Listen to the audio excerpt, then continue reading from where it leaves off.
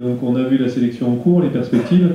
Qu'est-ce qu'on peut aujourd'hui espérer en termes de diversité clonale à travers les nouvelles sélections en cours, et puis rappeler un peu l'importance de cette diversité qui prend tout son sens aujourd'hui sur ce dossier. Oui, donc la situation actuelle est clairement non satisfaisante. 3 clones, c'est tout à fait insuffisant. Donc je pense que vraiment, il faut continuer, il faut poursuivre et essayer d'accélérer au maximum l'étude des parcelles expérimentales visant à agréer de nouveaux clones.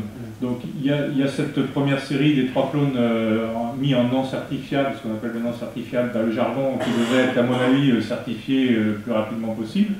Mais on voit bien que les résultats qui ont été donnés par Nicolas montrent quand même que ce soit un type de clone un petit peu particulier et que ça ne va pas représenter l'ensemble de la diversité de la Syrah.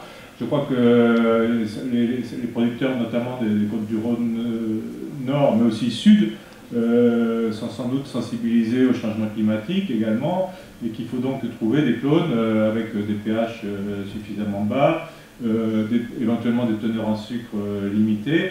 Également, il faut faire attention, comme l'a dit le président Bernard Hanal, de voir d'autres parasites, donc notamment vérifier la faible sensibilité, la moindre sensibilité au botrytis.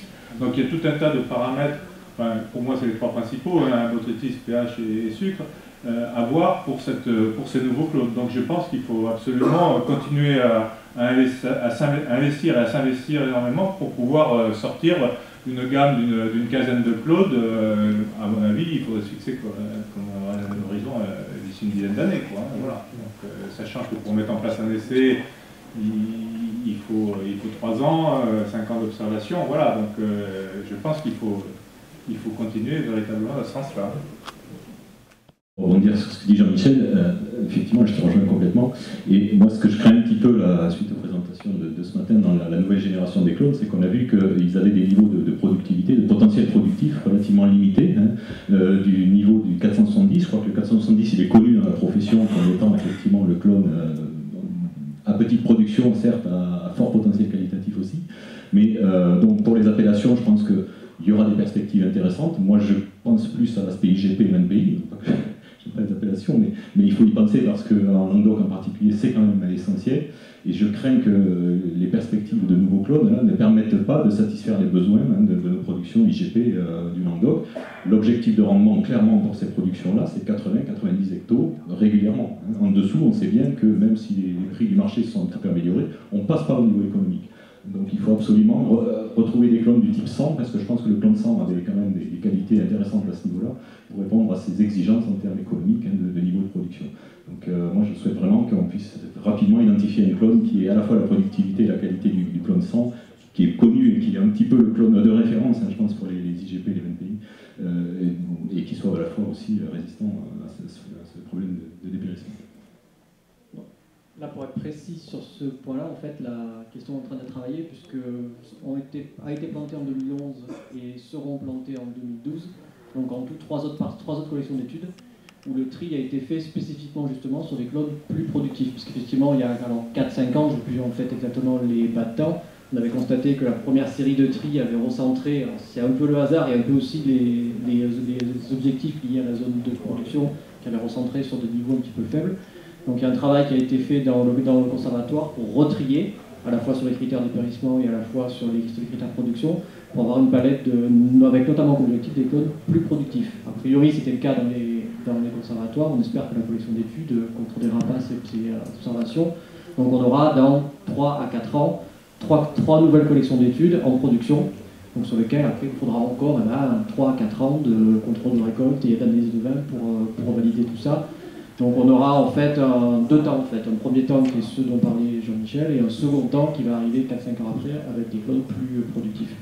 Donc a priori, il a 10-15 clones, l'ordre de grandeur d'une dizaine de clones, on ne devrait pas être trop loin, et avec une relative variabilité sur une dizaine de clones. Donc on devrait retrouver un petit peu ce qu'on avait auparavant, avant que le problème des périssement se pose. c'est un des points extrêmement importants pour l'avenir sur ce programme-là, c'est qu'effectivement on voit bien qu'il reste beaucoup de travail pour arriver à cette quinzaine de clones. Ce qui est rassurant et ce qui nous a été présenté là, c'est qu'on sait qu'on a tous les outils pour le faire. On connaît déjà les objectifs en termes de résistance, soit la sécheresse, soit des degrés pas trop élevés, pourriture, etc. On a des nouvelles méthodes qui permettent encore d'accélérer ça. Donc on peut être confiant sur l'avenir, même s'il y a effectivement encore beaucoup de travail pour y arriver. Donc moi je pense qu'il y a une chose à retenir de cette journée-là, c'est qu'à long terme le problème il sera réglé, c'est sûr. Et effectivement, c'est comment passer la période de 10-15 ans avant qu'on puisse avoir totalement éradiqué Juste revenir aussi quand même sur un point, peut-être on l'a évoqué, mais caractère spécifique à la Syrah, est-ce qu'on a exploré effectivement, alors soit par l'histologie avec les rayons X, soit donc bien sûr sur d'autres espèces, mais au moins sur d'autres cépages.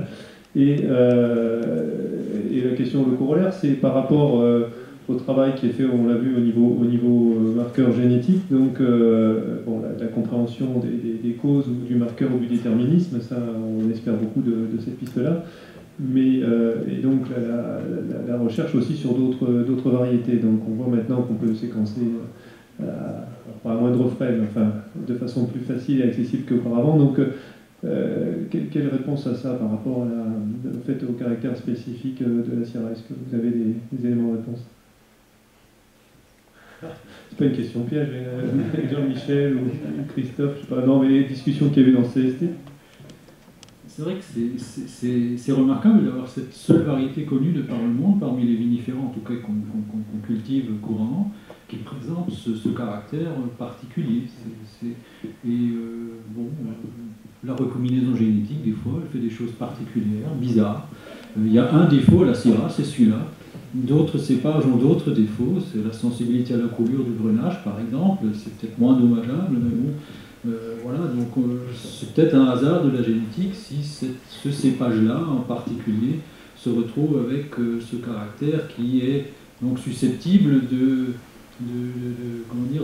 basculer d'un comportement normal pour les clones peu sensibles à un comportement vraiment problématique pour le viticulteur, pour les clones plus sensibles.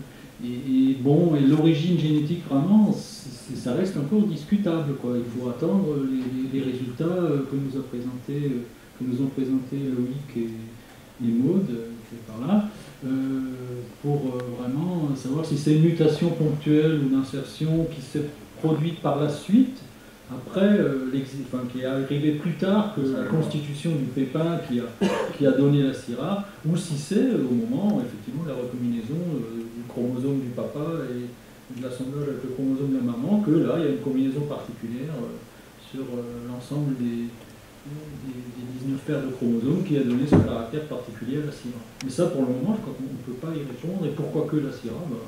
Oui, des fois, la génétique fait des drôles de choses. Ils sont très bonnes d'un côté, et puis avec un petit défaut pareil. Par rapport à ce que tu dis, Christophe, je peux peut-être apporter quelques informations. Avec les 3 marqueurs microsatellites qui ont été identifiés, du coup, on a regardé justement les parents, le profil des parents.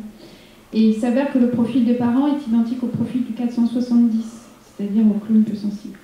Avec pas de mutation, pas de chimère. Les chimères sont arrivées après. Et donc, je pense que les Syrah initiales, originelles, je ne sais pas ce qu'il faut dire, étaient des Syrah peu sensibles et que la mutation est arrivée après, et c'est aussi pour ça qu'on l'a très peu sur d'autres sélections étrangères. Il n'empêche que c'est un modèle quand même d'étude très original et de ce point de vue-là, je pense très intéressant pour la recherche.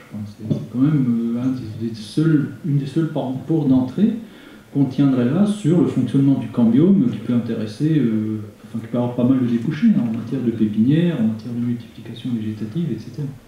En vigne et sur d'autres espèces, je pense que peut-être M. Vernet, sur la discussion qu'on a eue sur l'application d'autres espèces. Oui, ça c'est intéressant, mais aussi je rebondissais ce qu'on dit, pourquoi la Syrah? Je pense ce matin il y a une question intéressante qui a été posée sur la baie de raisin. Est-ce que vous avez regardé dans les baies quelqu'un qui pensait à l'aspect polyphénol? Et on peut imaginer finalement cette Syrah, elle est à la base de l'amélioration de la qualité des vins au niveau organoleptique notamment. Donc il y a tout ce qui est polyphénol, anthocyanes, tanins qui peuvent être impliqués. Et en fait, on sait que ce sont des composés aussi qui sont impliqués en fait dans le greffage et l'incompatibilité, les grands phénomènes d'incompatibilité au greffage. Donc c'est intéressant de pouvoir faire le lien et d'essayer un peu de travailler dans cette direction, à la fois en prenant en considération ce qu'il y a de spécifique dans la baie de raisin du Syrah par rapport aux autres cépages et ce problème d'incompatibilité. Donc c'est une piste intéressante.